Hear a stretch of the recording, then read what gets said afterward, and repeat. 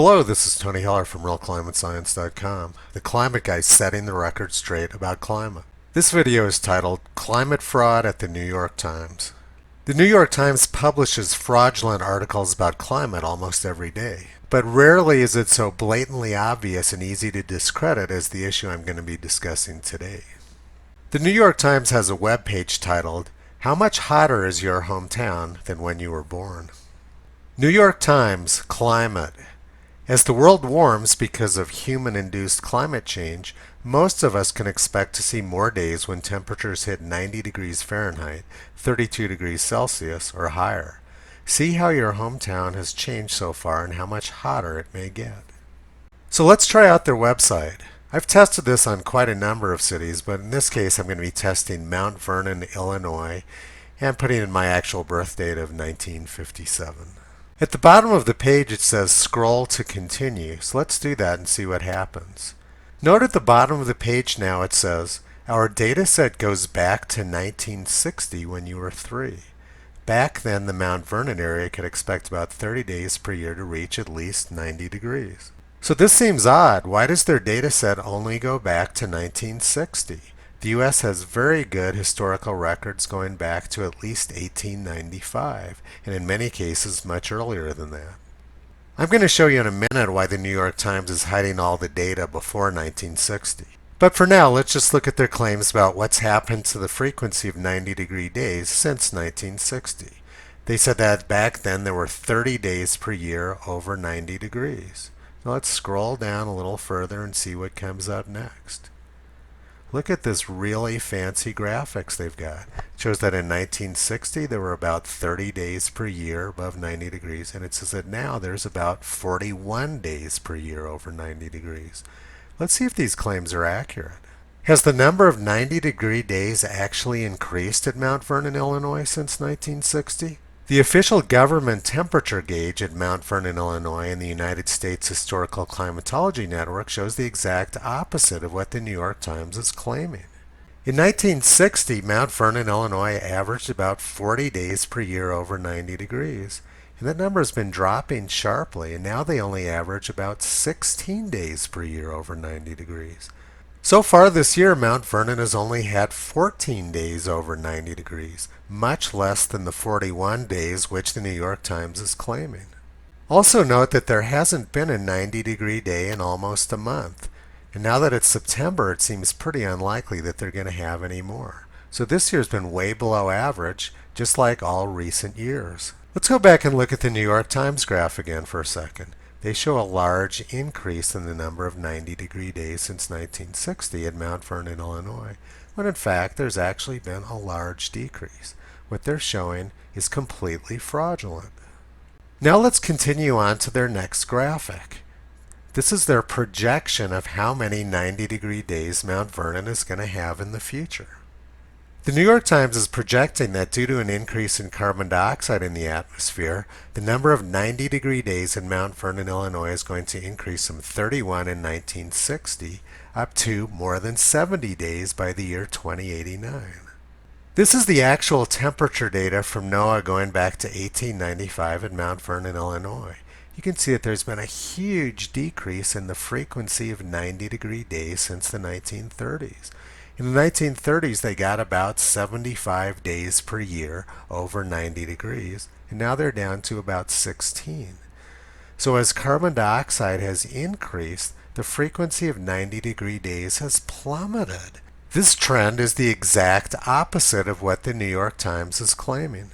The New York Times shows the number of 90-degree days increasing as CO2 increases, but the actual data shows that the number of 90-degree days is decreasing as CO2 increases. This graph overlays the actual thermometer data from NOAA over here on the left and the New York Times projections on the right. It's not obvious from looking at this graphic, but both of these graphs are at the same scale. It goes from 1895 on the left up to 2090 on the right, and the y-axis goes from 0 up to 120. The first thing to notice is that the New York Times data from 1960 to the present is fake. They show the number of 90-degree days since 1960 increasing, when the actual thermometer data shows that it's been decreasing. But now comes the most serious part of their fraud. Remember at the beginning I mentioned that they were hiding all the temperatures before 1960?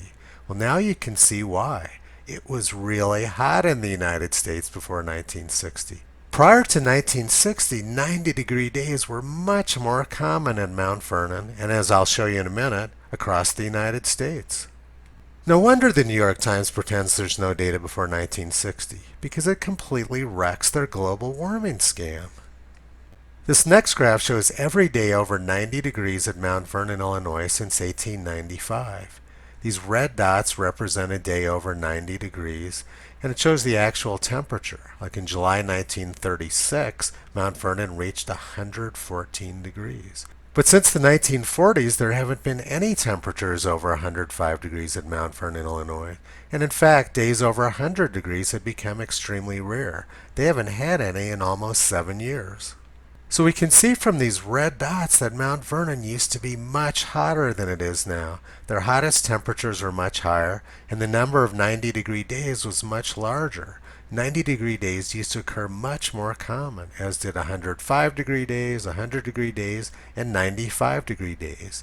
Summers are getting much cooler at Mount Vernon, Illinois. So we need to ask, is Mount Vernon an outlier, or is it typical of stations in the United States? Well, let's look at the average for every single station in the United States Historical Climatology Network. This is 1,280 stations across the United States. Once again, we see the same trend. The percent of days above 90 degrees Fahrenheit has plummeted in the United States, particularly since 1960 when the New York Times started their data set. Now it becomes obvious why the New York Times is hiding all temperatures before 1960. Because it was really hot back then. If they start in 1960, they can kind of pretend that the number of 90-degree days is going up.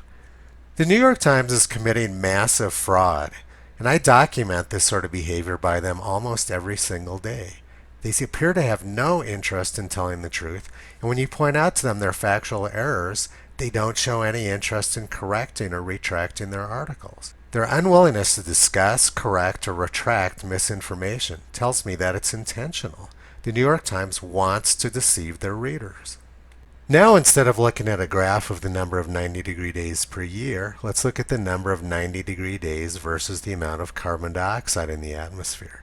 We have the same y-axis, but now the x-axis is atmospheric carbon dioxide going from 300 parts per million up to 400 parts per million and a little bit above that. You can see that as the amount of carbon dioxide in the atmosphere has increased, the frequency of 90-degree days has decreased, and that the frequency of 90-degree days peaked way back at 310 parts per million. This is the exact opposite story of what the New York Times is trying to tell their readers. One data point which is relevant today is what was going on September 2nd, 1953. There were 100-degree temperatures from California up into New England. The red dots show temperatures over 100 degrees and the yellow dots show temperatures over 90 degrees. It was 107 degrees on this date in 1953 in Illinois and Indiana. It was 105 degrees in New York and New Jersey. This next graph shows the percent of September days above 100 degrees Fahrenheit at all 1,218 United States Historical Climatology Network stations. You can see that 100-degree days were much more common in the United States during September prior to 1960, but they very rarely occur anymore. So of course New York Times starts their data set here. They don't want you to know about the hot past. They're committing fraud. The New York Times commits this sort of climate fraud day in and day out. And if we can't trust their climate reporting, why would we trust anything else that they say? Visit Toto on the web at realclimatescience.com. He's been pulling back the curtain on junk science for a long time.